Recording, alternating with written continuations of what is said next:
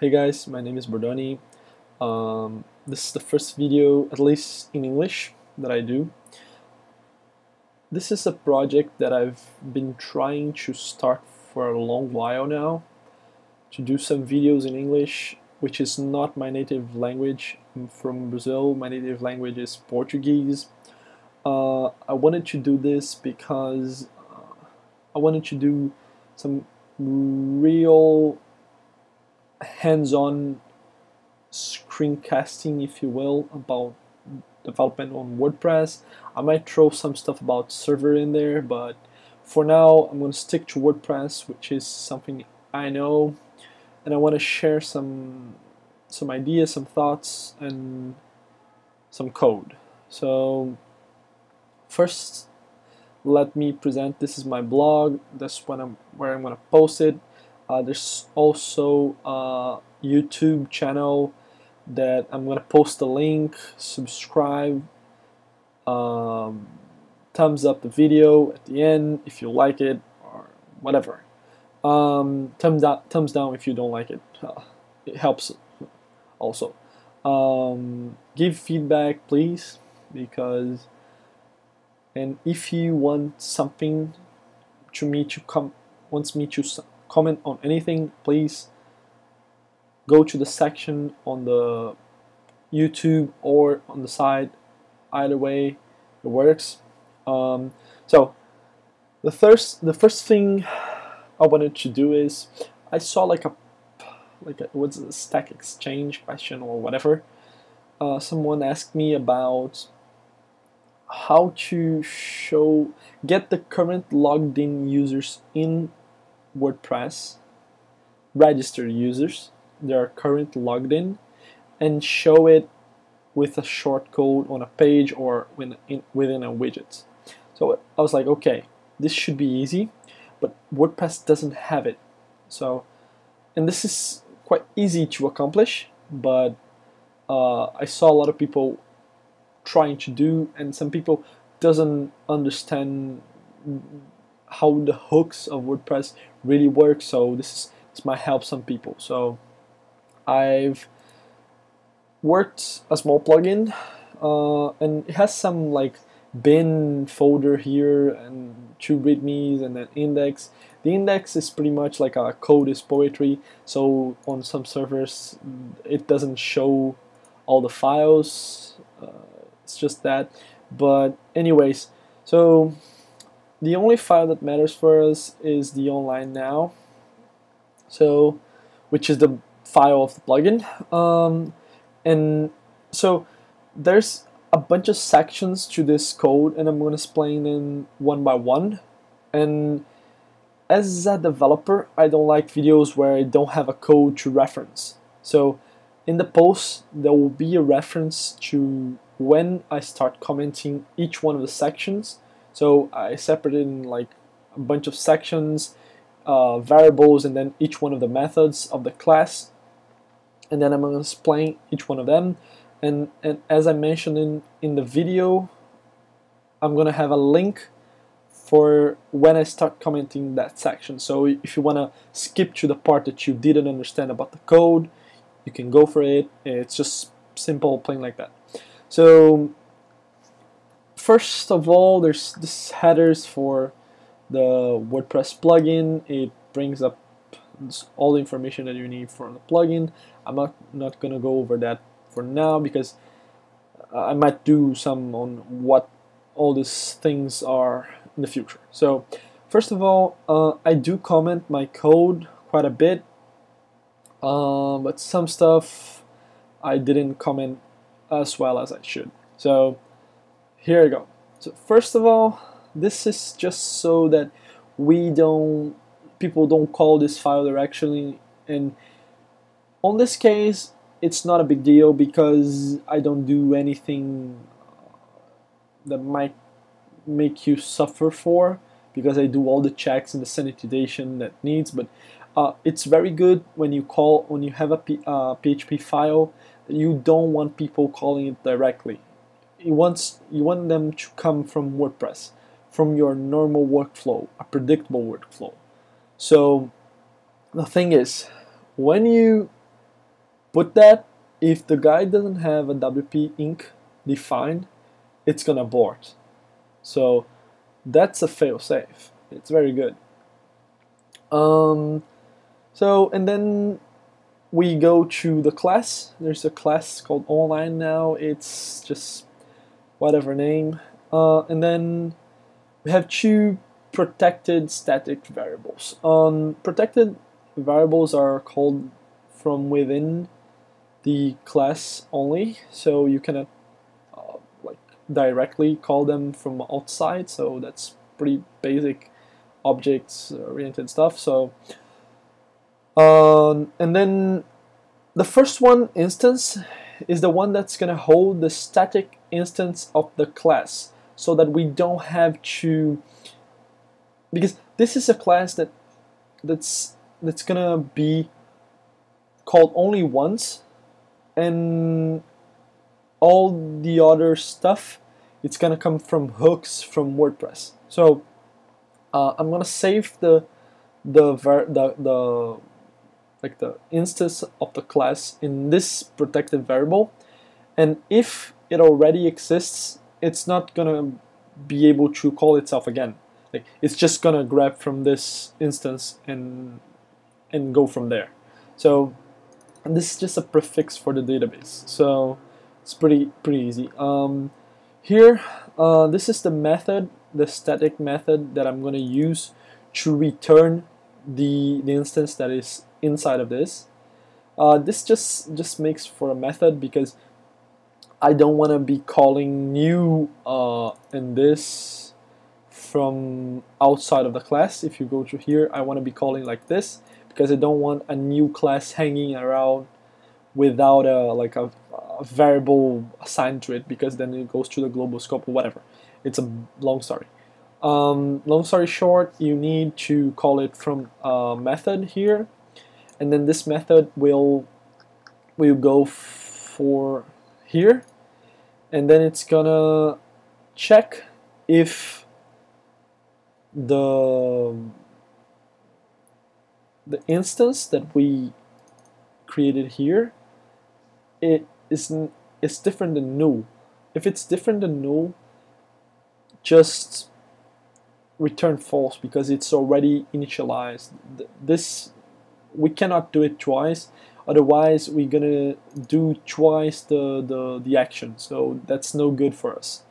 So, and the first time I call self instance here is when the static public on line 38 instance method, it's gonna be called for the first time. So it's gonna execute this. It's gonna pass this first statement here and go to the second one and assign a new instance of self, which is a new instance of online now. So, and it's gonna return it, return the protected variable. And from that moment on, all it's gonna do is just return the self instance, not do a new instance anymore. So once you called static public init once, you were done for it. It's not gonna call again. So we created like a fail safe for the actions, so that we don't have two actions running at the same time, which we don't need. Then, if you were a little bit familiarized with WordPress, there's the idea of hooks. I might do a video just about hooks later on, but it's pretty much like a string that attaches a method to it, and when you're within a class, you throw an array. The first variable of the index of the array is the instance of the class. It could be a string, then it's gonna call new, and then the string, and then the method. So the method is gonna be called. This method needs to be public, non-static.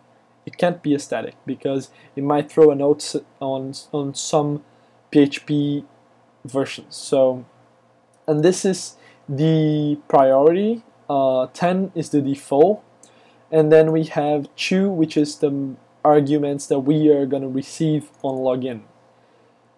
So what happens is I'm adding the action of login, the method login from this class to the action WP login. So the same goes here. I'm adding the method logout from this instance to clear auth cookie. On this one I don't receive any arguments. And then register 2 shortcodes, same stuff, but this one I don't have the priority here because it's not an action. So the next thing is this is to allow easier control over because the plugin uses shortcodes, and shortcodes should be allowed on a widget, so I added this just to be easier. And then I return true just because if it's not initialized, like if it failed, it's going to return false. If it goes all the way, it returns true just for consistency. First, as we are dealing with actions, like I said here, it could be filters over here. As they are actions, they will not return anything. They don't need to return anything. So the first one is the login, which will receive a user login. This comes from WordPress, so you don't have to worry. This is our variables that you can rely on. So okay, we're gonna do some checks, but you can rely on those variables pretty much all the time. So we're gonna do some checks later on, but that's it. So what I'm gonna do here is I'm gonna grab an option from the database using the prefix that we set up earlier, append it, concatenate with this string, so we're gonna have online now slash dash users, and if there's nothing on this variable, on this option on the database, it's gonna return an array, which means that users, if there isn't anything on the database for that particular string here, it's gonna call this, it's gonna return an array. So I'm pretty sure that users is always gonna be an array because I'm not leaving it to the chance. So what I'm gonna do first is check if the current user that I'm testing is already on the database, because if it is, I don't need to do anything. Sometimes WordPress can get messed around. You can restart the server and the person doesn't get logged out and still there, and then it comes again, and then you don't need to log it again. It's already there. And then I add the user to the user array by doing this, and then I just save it to the database again under the same string name, on the same option name. That's pretty much it. This is the part where we log which users are online, and logout is where we're gonna remove them. So in login we have the user variable. In logout we don't have it because it's not related to user itself. It's just like a clear cookies. That's the place we're gonna remove the person from the database. So what I'm going to do is I'm going to grab the variable, grab the user ID the person currently have. So if he's passing through that variable, he has an ID. I check if he's not on the list. If he is on the list, if he isn't on the list, I'm gonna remove it. If he isn't on the list, yeah. There's a typo here. Let me see. So here on this method, the logout, if there isn't someone, I return. Otherwise, it's not gonna do anything. It doesn't break the code, but it's good for consistency that we have the right check there. That's why it slipped. So going back, line 89. So if there isn't the user ID that we grabbed from the current ID, current user isn't on users, we just return, because for us it doesn't matter if it isn't there. We don't have to remove it.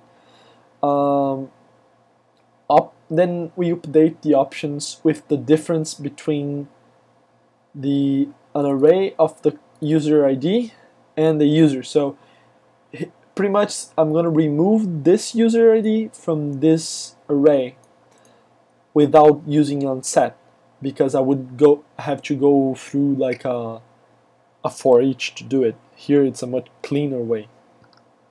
Then this will return an array that I'm going to save to the database again. So as I started doing this code, I needed a method to grab the users from the database in a manner that I could exclude or include users in a proper way, that I would check if they are real users or just fake ID or whatever. So I did one where I had an include and exclude. First I retrieve the user from the database, the raw information that we need. Then we go for checking if it's a string. I'm gonna explode using commas, and then I'm gonna array map it to the method trim. Array map, it's gonna apply trim to every value of that array. So if this was a string with 1, 2, it would be an array of 1 and 2, and then if there was any spaces in between the comma and the number, trim will remove it, because as we want just the integer, the ID. So there we remove the users from the user array, so user diff, and then I make sure both of them are array. When we're dealing with array diff, array map, it's always good to make sure that we're dealing with an array, because it might throw a note or a warning depending on how your server is configured. But that's it. Same here, I'm going to check if it's a string. If it is, I'm going to explode using commas and then trim it to make sure we don't have any spaces in there. So then I'm going to array merge it, the include to the users, and then save it to users again. This I can include and exclude users, and now what I'm going to do is I'm going to filter this to remove a hey filter without a function attached to it. It's going to remove any array items that are empty. Then I check if there's any array items that are duplicate, because you might include one user that is already there, so I don't want duplicate users in there. And then I remove all the non-existent users, and this is a method I created myself. I'm going to explain it afterwards, but it pretty much sets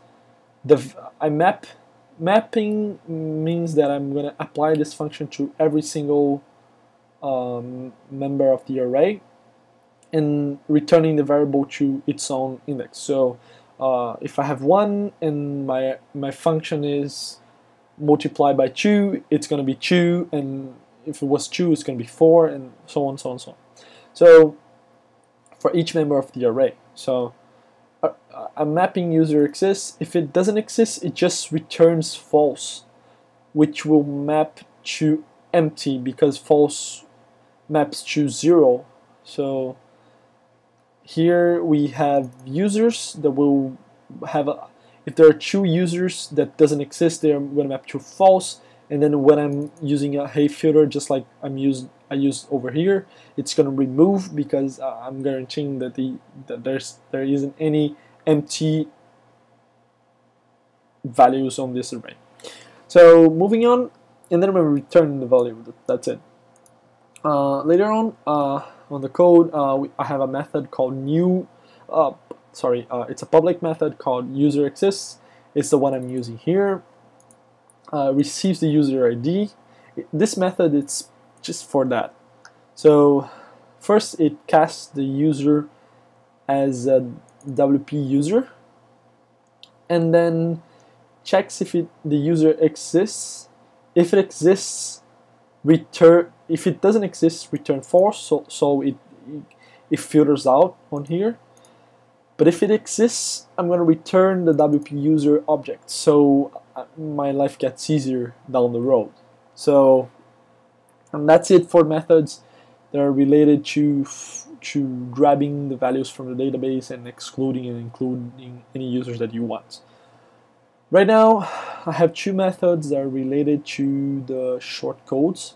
The first one will print out a list, HTML list, an ordered list of the users, and it's gonna look like WP stable like this.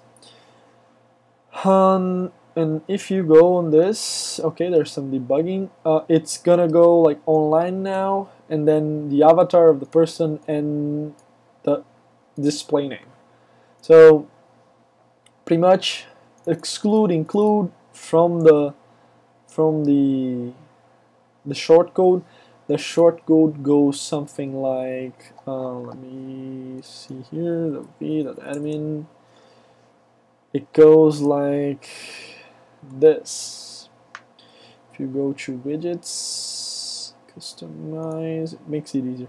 I love this customize from latest version of WordPress.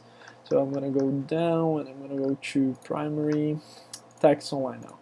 It's pretty much like a online list with the avatar being 16 pixels. Easy peasy, but that's it. And then I use the method getAvatar to get the avatar and append to the user to list items, and then I just use user display name as I use get users to return the user from the database. As we saw before, get users accepts two parameters, being include and exclude. So I received those two from the shortcode that you can include and exclude users from this list if you want, by using their IDs. And then my last method is the shortcode quantity, which will accept 4 parameters besides the include and exclude. The first 3 are plural, singular, and 0.